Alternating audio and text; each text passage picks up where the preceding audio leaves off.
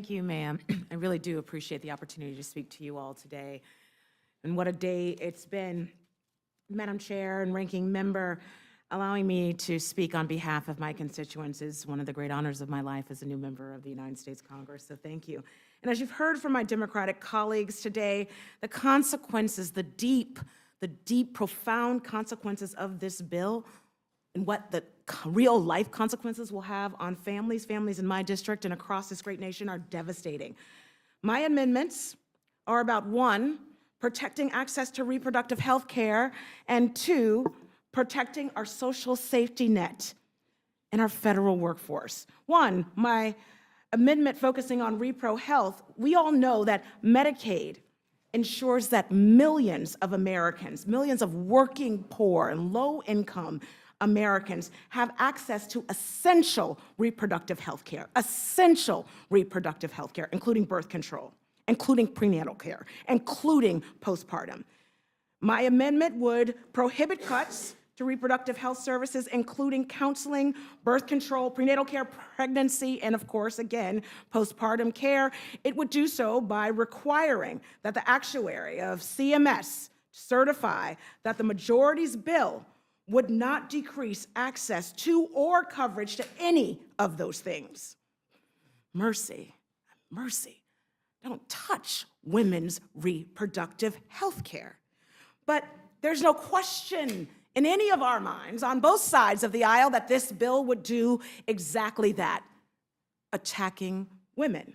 When we talk about the majorities pushing through the largest cuts to Medicaid in United States history, here's what it really means.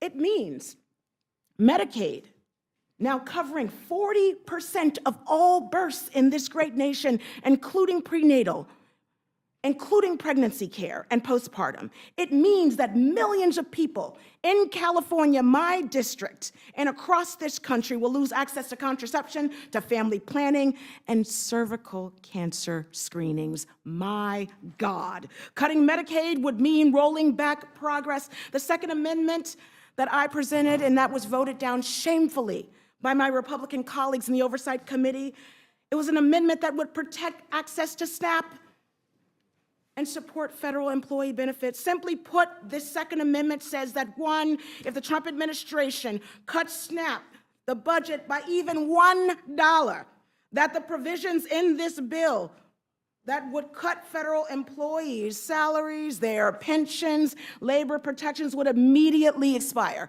I know my time is about to expire, but I want to say one thing. Being a new member of Congress, what has hurt me the most is a woman who was a teen mom who took my daughter on the bus every single day to childcare, and I got support. I then, as a transit-dependent person, once a month took an hour-and-a-half bus to get $26 worth of food stamps, then would go to college, and then my day job, and then pick that baby up and come back again. That baby is an attorney. She passed the bar on the first time. How dare we cut benefits of hard-working Americans? I got to tell you a second thing that's really deeply on my heart. I learned that the child care workers in this here building who take care of the children of members of Congress make $30,000. You think they can pay for a 2-bedroom in Washington, D.C.? If you haven't been poor, don't legislate for the poor. Let's step up and protect Americans who are working with their full bodies, their full spirits. Instead, you are putting forth a bill that pathologizes the folks who need us most. Lastly, Madam Chair, I ask every Republican in the conference to walk with me after you vote this weekend. Get on a plane, come to the Children's Hospital in Oakland, and you tell the BMT nurses, you tell that mother who has a child with TMP in her nose that that child may in fact die. Come with me and walk with me and stand in line like I did when my husband died at the Social Security office begging for a $600 death benefit. Walk with me. You all have an opportunity to vote your conscience, your spirit. Vote for the people. Vote for the real people of this country that keep the tapestry moving, and I'll yield back.